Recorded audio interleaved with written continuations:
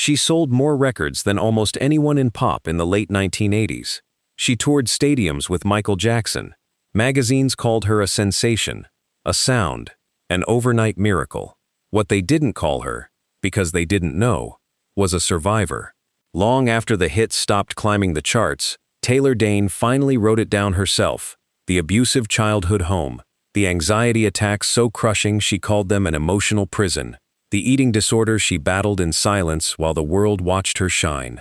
And decades later, a cancer diagnosis would test her all over again. Welcome to Money in Pop Music. Behind the glittering hits and platinum records is a woman who nearly lost herself long before anyone in the audience noticed. Leslie Wonderman was born on March 7, 1962, in Baldwin, Long Island, into a Jewish household where her parents, Jack and Laura, spent their evenings around independent theater, the Manhattan Theater Group, small off-Broadway stages, worlds built on performance and reinvention. By 4 or 5 years old, she was already singing along to the radio, and when her father handed her that first transistor set, Stevie Wonder happened to be playing. Music, from the very beginning, was not a hobby, it was a lifeline. Because at home, life was harder than the records would ever let on. Dayne has since described her childhood household as abusive, the kind of environment that leaves a child constantly bracing for the next blow. By her early teenage years, that bracing had curdled into something clinical. Panic attacks so severe they built what she'd later call an emotional prison, agoraphobia that kept her tethered to fear, and an eating disorder she hid from almost everyone around her. By 15, she has said, she had already lived through a lifetime of lessons no teenager should have to learn. And yet she sang. She sang through it, worked late-night sets in the corners of New York City that most audiences never noticed. CBGB, The Bitter End, and, less glamorously, a Russian-American nightclub that kept her steadily employed for years under the stage name Les Lee. It was unglamorous work, thankless most nights, but it sharpened something in her voice that couldn't be taught. It was there, singing to half-empty rooms, that producer Rick Wake first heard her. Wake, a man who would go on to shape hits for Celine Dion and Gloria Estefan, recognized immediately that the girl on stage had something rare, a voice built for stadiums, not nightclubs. He signed her to Arista Records. She would need a new name to match it. Leslie Wonderman, survivor of a childhood few would ever hear about, was about to become Dayne.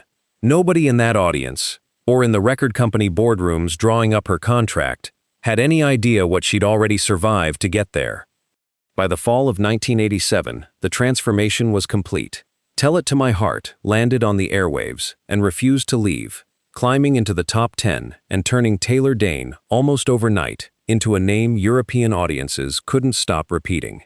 Within a year, the girl who had spent her nights in a Russian-American nightclub singing to indifferent regulars was standing in football stadiums, opening for Michael Jackson on the Bad Tour, her voice carrying to crowds of 80,000 people at a time.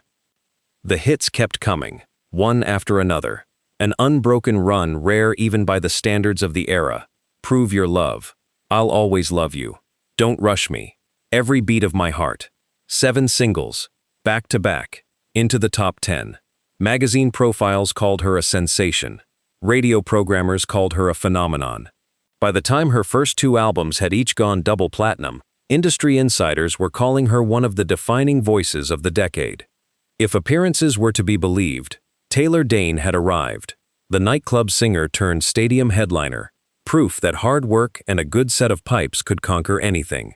It made for an irresistible story, and the press told it eagerly, again and again. But fame, it turned out, wasn't the cure anyone assumed it would be.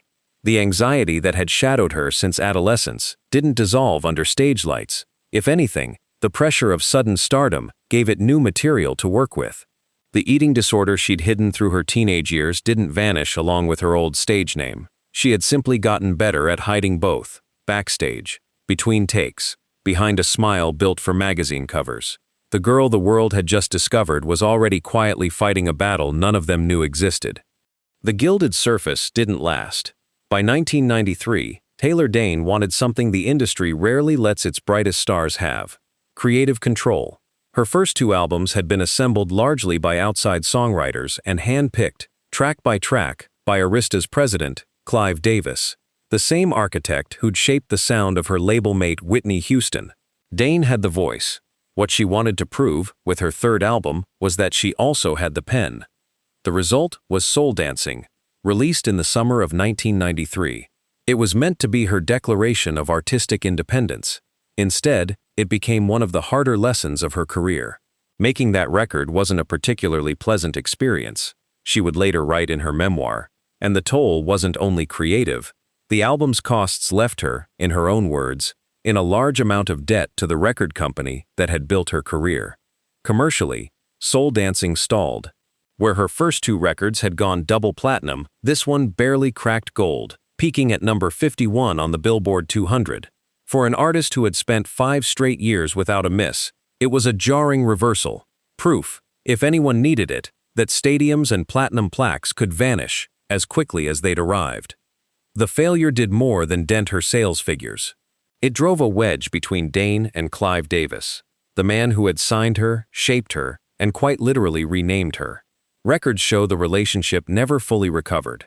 Davis, for his part, would later write warmly of her talent in his own memoir, but by then, the partnership behind 7 consecutive top 10 hits was already unraveling behind closed doors. 2 years later, in 1995, Arista released a greatest hits compilation to close out her contract, a compilation built entirely from old material, with not a single new recording to justify it. Dayne noticed exactly what it signaled. In the music industry, she pointed out, a label rushing out a hits package after only 3 studio albums is rarely a vote of confidence. It's a goodbye. The woman who had once been Arista's overnight sensation was quietly being shown the door, and the anxieties she'd carried since childhood were about to find fresh and formidable reasons to resurface. The record label wasn't the only one who'd been taking a cut. Long before Clive Davis pulled back, Taylor Dayne had already been giving away pieces of herself without knowing it.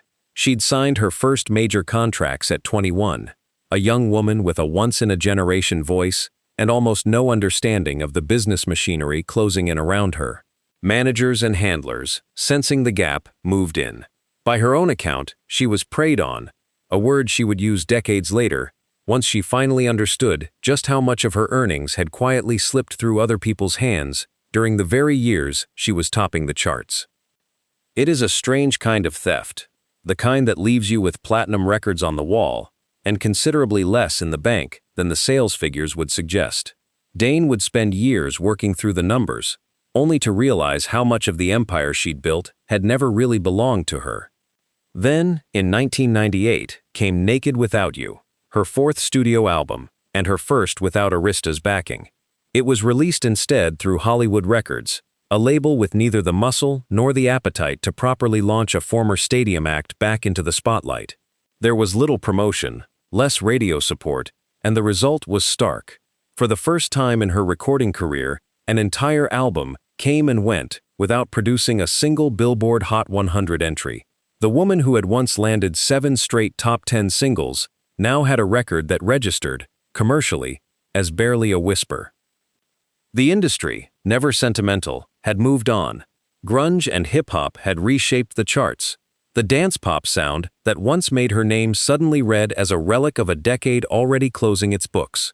Layered on top of shrinking label support and an industry no longer interested in her sound, was the ordinary, grinding work of raising 3 children largely on her own, a responsibility that left little room for chasing a fading career back into relevance.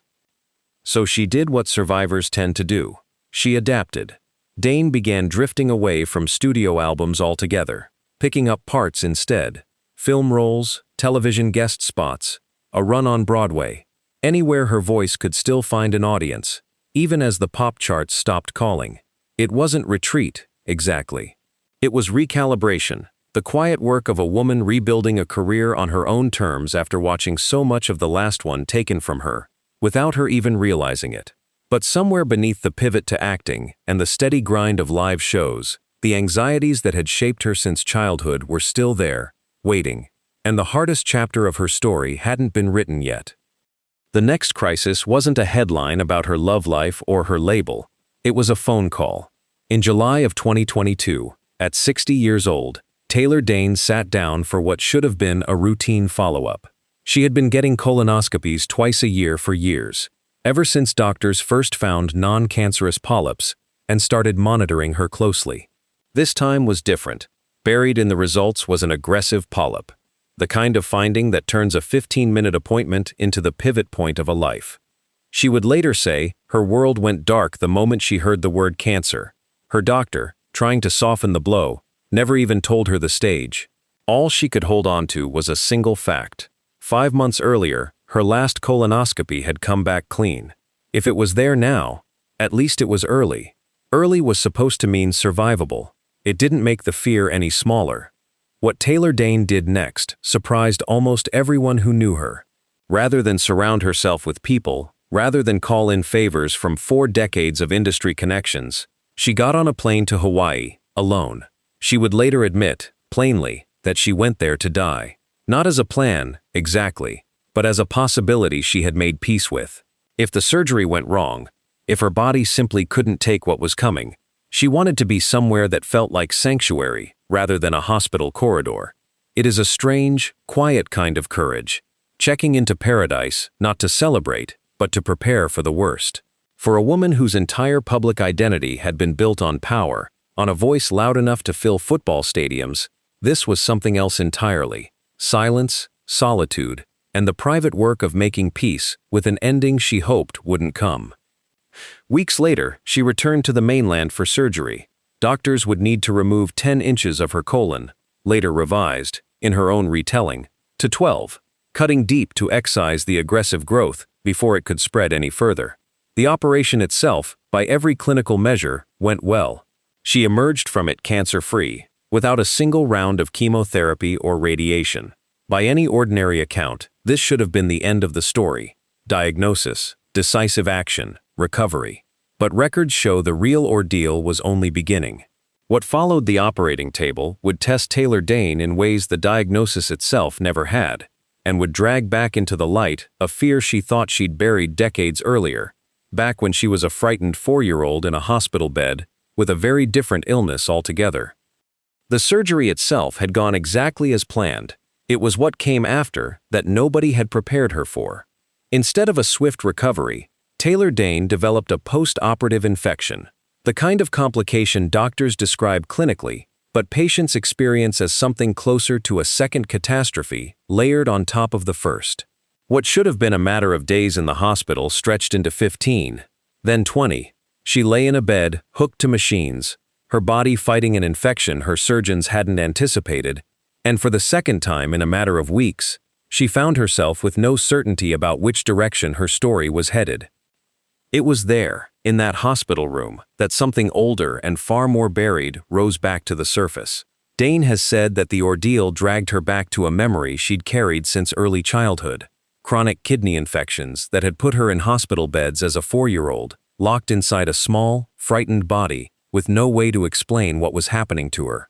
Decades of platinum records, sold-out arenas, and magazine covers hadn't erased that memory. It had simply been waiting. Lying in that hospital bed, as a 60-year-old woman, she has said she felt exactly like that same terrified child all over again, present, but voiceless. The toll wasn't only physical. In her own words, the experience challenged her mentally and emotionally in ways the original diagnosis hadn't. She made the decision, in the middle of that prolonged, uncertain hospitalization, to return to a therapy program, to do the psychological work the crisis had forced back open. It takes a particular kind of honesty for a woman who built a career on projecting invincibility to admit, publicly, that she needed help simply to process what her own body had put her through. And yet it was in that same hospital bed, at what should have been her lowest point, that something shifted. Records show she has described making a decision right there, mid-recovery, sick and uncertain, and stripped of every trapping of stardom. She wasn't ready to go. She was going to fight. Not the cancer alone. That particular fight, by every clinical measure, she had already won. This was something else. A decision to reclaim a voice that fear, illness, and decades of other people's control had tried, again and again, to take from her. It was the same voice, in the end, that had carried her out of a Long Island childhood, off a nightclub stage, and onto some of the biggest arenas in the world. Now it would have to carry her one more time, back toward a stage she wasn't at all certain, lying in that hospital bed, she would ever stand on again. Recovery, when it finally came, didn't arrive all at once. It came the way most real comebacks do, slowly, through physical therapy, through cautious steps back toward a stage she once feared she'd never see again. But it came. By November of 2022, only months removed from a hospitalization that had stretched to nearly 3 weeks, Dayne sat down for an interview on Good Morning America and did something she had rarely done in 35 years of stardom. She spoke plainly, publicly, about a health crisis instead of hiding it behind a smile built for magazine covers.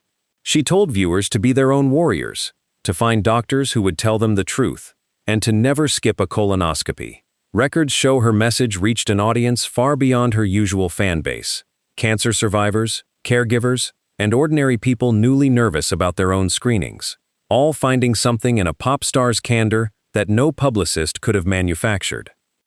The stage, when she finally returned to it, felt different.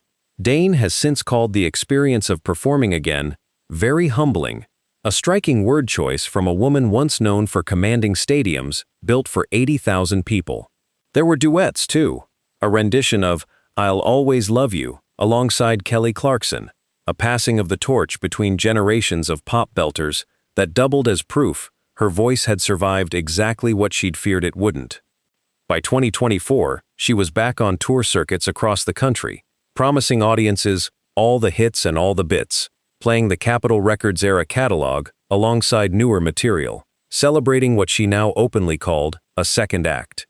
She had survived the record label that tried to quietly push her out the door.